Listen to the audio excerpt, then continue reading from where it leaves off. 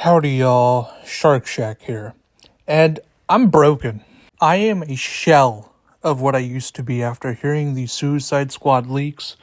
I can't wrap my head around it, guys. Now I am going to talk about them a little bit, so if you don't want to hear it for whatever reason, you've been warned. Looking back to the Arkham games, it's clear that Batman's story has been told from start to finish. We see the beginnings of his career and his training with the League of Assassins, and we see the end of his career with the Nightfall Protocol. Each game getting more and more bombastic and as he's facing tougher and tougher foes. And as the story goes for all four games, I feel like the Nightfall Protocol was a good send-off for the character. And specifically, it leaves the ending to Arkham Knight ambiguous. In my opinion, Arkham Knight was a game about sacrifice. Poison Ivy sacrificing herself for Gotham, Batman sacrificing his identity to save Robin, etc. There were real stakes and a lot of weight behind the decisions of the characters within the game. Now, with the Nightfall Protocol and wrapping up Batman's story, it was clear that the Arkham games were going to take a hiatus or probably just end.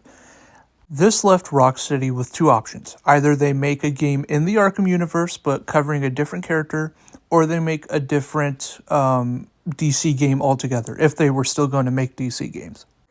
After the Suicide Squad leaks, though, it seems they want to do both. Now, according to Rocksteady themselves, the Suicide Squad Kill the Justice League game is in the Arkham universe, specifically after Arkham Knight takes place. But when you look at all this detail and all this information that's been released to us, it really makes you think if that's really what Rocksteady wanted to do. Either this was a decision by Warner Brothers or Rocksteady just dropped the ball. Right off the bat, Harley Quinn kills Batman. Allegedly. This completely shatters Batman's ending in Arkham Knight. It feels like, well, it's underwhelming. I mean, he just dies like that after all this. It's just, I don't know. It just makes me feel sad and underwhelmed. Now, I get it's called Kill the Justice League, and honestly, props to them for delivering that, because I didn't think they were actually going to do it, but fair enough. But I mean, this is ridiculous. I mean, I'm supposed to believe this gang here, this ragtag team, is supposed to kill Batman after he pretty much...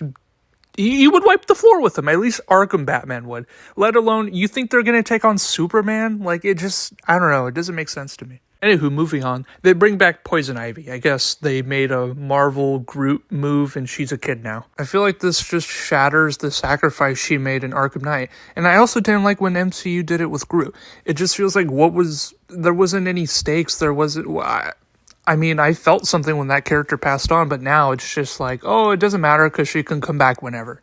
Undoing these two specific things, Batman's ending in Nightfall and Poison Ivy's ending in Arkham Knight, it makes Arkham Knight feel less impactful because none of it really mattered. Because I guess Batman after Nightfall just joins up with the Justice League still and still does his little Batman things. I mean, it doesn't make sense. And with Poison Ivy coming back, it just feels like their sacrifices and the whole of Arkham Knight, like I just said, doesn't really mean anything. And it's just kind of a roadblock in this entire story. Now, in this trailer, they make it seem like Harley and Ivy had some sort of bond previously, which, I mean, a lot of people have talked about. That doesn't make a whole lot of sense, especially in the Arkham universe, because they never really interacted all that much. As a matter of fact, the game where Ivy dies, the DLC that has you play as Harley Quinn freeing her from jail, Harley makes it very clear the only reason she's helping Ivy break out of jail is to kill Batman. Nothing more, nothing less.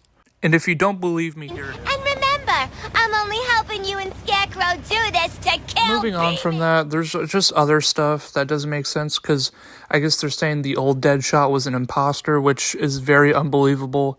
And, I mean, the game is all over the place, and a lot of this information just doesn't make sense. In my opinion, the reason it's being placed in the Arkham universe is just for a selling point, nothing more, because none of this adds up.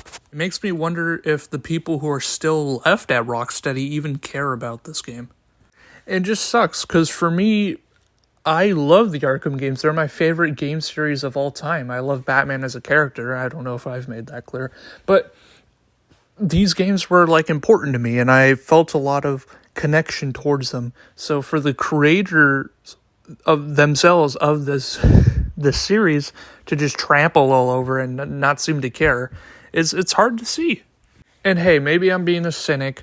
Maybe this game's going to be amazing. Maybe it's going to win awards and blow everybody out of the water. But from what I've seen, this isn't shaping up to be better than Gotham Knights. Also, a quick side note, I've heard somewhere, I think it was Twitter or something, but people have said the game Arkham Knight ends the way it does, right? With Batman supposedly dying. And the next game that comes out, Gotham Knights, which isn't connected to Arkham Knight, but it follows Batman dying and his gang to step up and take his place.